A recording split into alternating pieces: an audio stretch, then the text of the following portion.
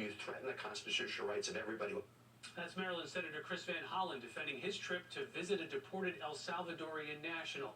This as Justice Samuel Alito, in a sharp dissent released overnight, said the Supreme Court acted with, quote, dubious factual support when temporarily blocking the Trump administration from deporting Venezuelans held in northern Texas under an 18th century wartime law. A lot going on with immigration. For more, let's bring in an attorney, Mahek Cook. Mahek, thank you for joining us on this Easter Sunday. Happy Easter to you.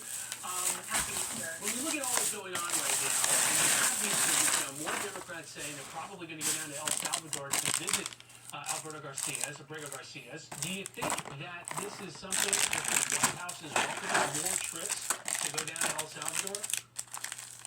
Well, it's really puzzling today as Democrats are continuing to fight for MS-13 gang members and wife beaters over the American people. And I think that they're truly today aiding and abetting terrorists.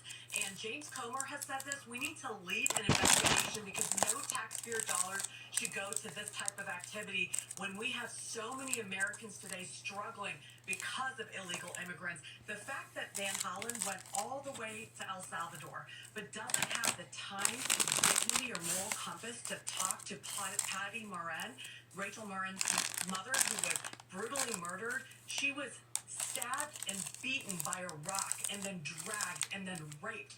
This senator owes this mother an apology, but instead he's using our taxpayer dollars to go across the country, grandstand in El Salvador, and drink margaritas with a thug. This is despicable.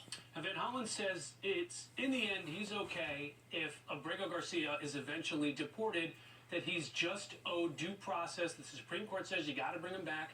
There have been a number of conservatives who have now said that the process that the administration has used